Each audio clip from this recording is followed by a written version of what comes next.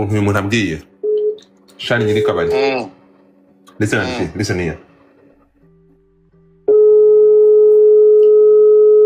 Ngo yamugonze intentionally. Ari kunkupa ntabashaka kugira ari kwandika. Aranyandikiye ngo this is Shan, urukumva, owner of Shani's bar, urukumva, Weasel wife Sandra knocked him intentionally. She's arrested. Weasel, he's in the hospital. Kamanze bi screenshotting bibereke. Umpasi. Mvangu Sandra urumva ngo aragiye afata imodoka ayishyira muri gatanu. Aragenda akugongera umuntu bita Nizo. No way. Hamagara. Banyarwandakazi, mbahaye ikaze, ndabashimira mwe mwakoze subscribe, ndabashimira rwose. U Rwanda rurakarama, rurakagira amata n'ubuki, rurakagira inka nyinshi ndetse n'abanyarwanda bakunda igihugu cyabo.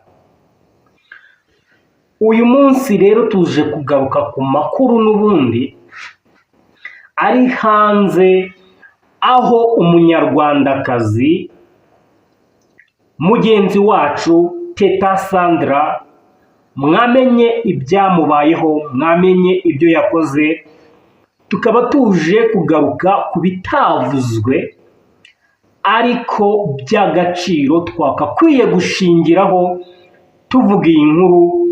Ngiye kubereka video yagonze umugabo we uko bigaragaza n'amashusho yafashwe na kamera yo kuri ako kabari. Reka mbibutse rero gukora subscribe, ukore like ndetse na comment, ni byiza kandi ni by'agaciro.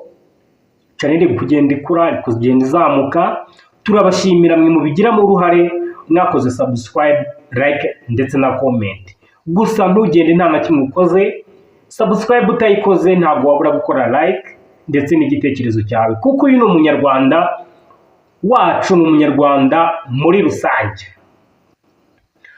Muri make rero, mbere yuko nza gutangira iyi nkuru, ndagira ngo nze kubanza kugaruka ku makuru ubwo Teta Sandra yakubitwaga n'umugabo we mu mwaka wa 2022.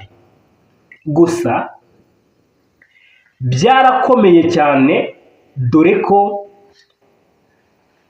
byagezeho aho inzego za gisirikare zinjira muri uyu muryango wo kwa Bawizo kugira ngo babashe kuba bahereza umwana w'u Rwanda uburenganzira bwo gutaha akawukana akaza mu gihugu cyacu cy'u Rwanda. Kino gihe Teta Sandra yavuze ko yari amaze igihe kuva yashakana na Weasel, yakubitwaga igitondo n'ikigoroba, yakubitwaga nk'ingoma y'abaporoso. Rero niho yaje gukubitwa, amafoto ajya hanze ndetse na video. Twebwe nk'abanyarwanda, ka kantu k'ubunyarwanda karanga, turavuga ati umwana wacu ntajye kugwa imahanga, naze turamurwaza, dufite ibitaro byiza.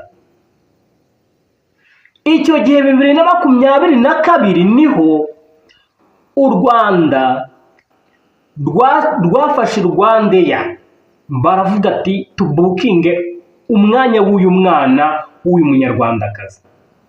Uyu Teta Sandra, Rwandeya ndetse n'abahagarariye diaspora hariya b'abanyarwanda ndetse na ambasade y'u Rwanda hariya muri Uganda, niyo yabigiyemo cyane kugira ngo Weasel abashe kuba yarikura umugore we ubwo yari yamufunze, yamufungiranye mu kabari.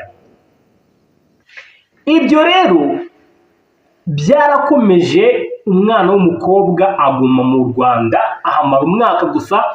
2023 asubira muri Uganda yiyunga n'umugabo we, kuko ntabwo twemera ko umwana yasenya niba ari cyo bapfuye bagipfa ariko kikarangira ntababanye nyine badakozanyaho n'ibintu bisanzwe. Mwibuke neza ko uyu Weasel uri mu bitaro wagonzwe n'umugore we uyu Teta Sandra. Twinjire none muri operasiyo y'ukuntu uyu mugore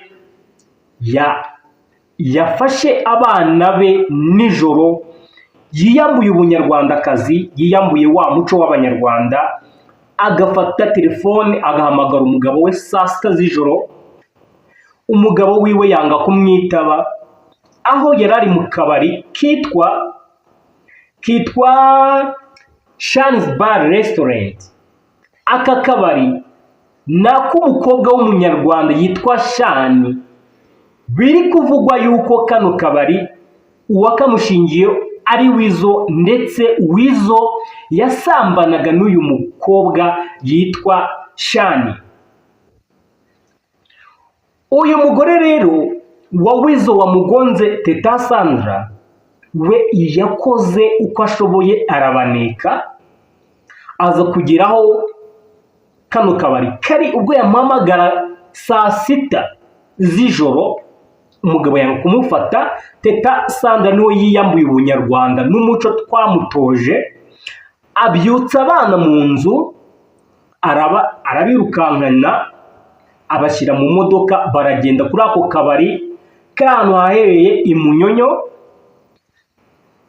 Kuri ako kabari niho Teta Sandra yinjiye mu kabari, atangira guserera n'umugabo, baratongana. Umugore agera naho yaje azi ko bitari buze kugenda neza, aza yitwaje abantu bamurindira umutekano. Yavuze ati rero, njyewe ndabona iby'abakobwa byaranze kuba byagushiramo, ngomba kugusigira abana bawe nkigendera.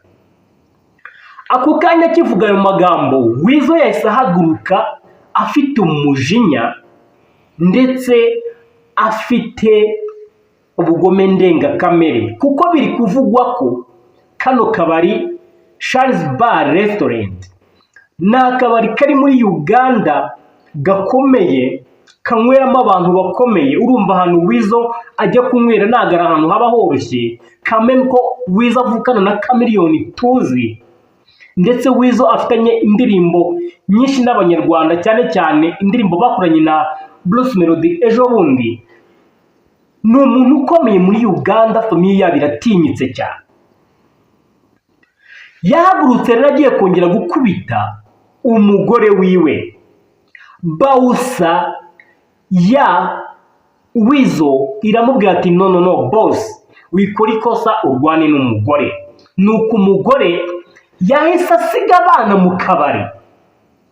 Mwumva ko kantu yasize abana mu kabari, ahita asohoka wiwe yinjira mu modoka. Weasel aza amukurikiye, gusa mu kumukurikira uyu mugore wiwe Teta Sandra amutanga mu modoka. Video iragaragaza yuko uyu Sandra yinjiye mu modoka, Weasel ari gutongana n'ushinzwe kumurindira umutekano, gusa bigaragara nk'aho ari kumuteragura imigeri. Nuko Teta Sandra yinjira mu modoka, ahita aza asumira umugabo we, aramugonga, aramuhusha, akata imodoka, asubira inyuma, agaruka noneho tageti ari inyama, araza ahita amusyonyora amaguru. Ubu muri kano kanya Weasel biri kuvugwa yuko haramutse habonetse amahirwe yo gukira, yazatangira kugendera mu mbago nyuma y'amezi 6, cyangwa se amaguru yiwe uko ari abiri bakaba bayaca. Guys, ndumva muri kumva uburemere bwa kino kibazo. noneho umwana wacu yarahohotewe, turatabaza, ariko kano akantu yashyizemo ni kabi. Yasubiye inyuma agambiriye kwica umuntu, aramuhusha. Bivuze ko ibintu yakoze bishobora kuza gutuma ibihugu uko ari bibiri, u Rwanda ndetse na Uganda, biri buze kugira icyo biri buze kuba byatangaza. Gusa mbere y'uko ibyo bintu biba, harimo umutima w'ubunyamaswa, umutima utari uw'ubunyarwanda. Kuko niba koko ari umugore muzima nawe ashobotse, yego tuvuge ko Weasel iby'abakobwa byo ni umusitari, bishobora kutamukundira, ariko se umugore nawe bibe gutyo, arakara afata abana yabyaye nk'umubyeyi. Namwe muri kunyumva mw'Abanyarwanda, umubyeyi wakwemera gufata abana akabasigira se ari mu kabari, ari mu biyobyabwenge, ari mu bagore, ari mu nzoga? Uwo mugore ni nyabaki? Gusa byanga byakunda, ibyaye ikiboze irakirigata. Twe nk'Abanyarwanda twahagurutse, kuko uyu muryango uyu mugore yashatsemo ni umuryango ukomeye muri Uganda, dore ko babarirwa mu mamiliyari n'amamiliyari. Umuryango wa ni amafaranga ya kimeza, ni amafaranga amanuka nk'amazi. Kiriya gihugu ni igihugu ushobora kuba watanga amafaranga kesi yawe igahagarara, cyangwa se ukaba wagirirwa impuhwe ariko ugatanga amafaranga. Ariko ntabwo nzi ko Teta muri kano kanya adafite umuntu wamufasha, adafite umuntu wamuvuganira muri Uganda, dore ko ari mu gihugu cy'abandi. Biragoye cyane, kubera ko uyu mugore araza kwisanga muri kesi iremereye cyane, kuko bamwe mu muryango we batangiye gutangaza bavuga ngo uyu mugore ibyo adukorereye umwana, uburibwe Weasel ari kunyuramo, uyu mugore agomba kubunyuramo inshuro ebyiri. Weasel baramutse bamukasa amaguru, Sandra Teta nawe bamukata amaguru. Banza wumve icyo kintu. Ibi ni ibintu twese nk'Abanyarwanda twahagurutse kugira ngo turebe koko niba umwana wacu yakoze ikosa ariko ntaze kubura ubuzima. Nagumye kureba rero, mbona hari uri kwiyita ngo ni umuvandimwe we, yari iri kuri live y'aba bagabo bakomakomeye mu gihugu cyacu cy'u Rwanda bakora ama live ba Godfather.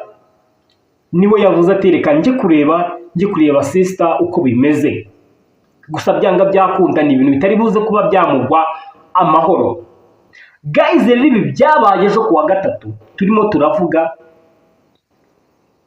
Gusa amakuru ahari nuko muri kano kanya Teta Sandra ubwo yafataga imodoka kiruka ari guhunga, biri kuvugwa yuko igipolisi cya Uganda cyamaze kuba cyamuta muri yombi. Ubu birashoboka yuko ashobora kuba yasurwa, ariko mu gihe umugabo wiwe Weasel Manizo adatanze imbabazi, biraza kuba byagorana ko umwana w'umugande ashobora kuba atamugirira nabi, kuko gucika amaguru urumva ukuntu bikaze muri iriya famiye. Nk'abantu mwe sinzi nimba mutabyumva, bafite amafaranga n'agafaranga,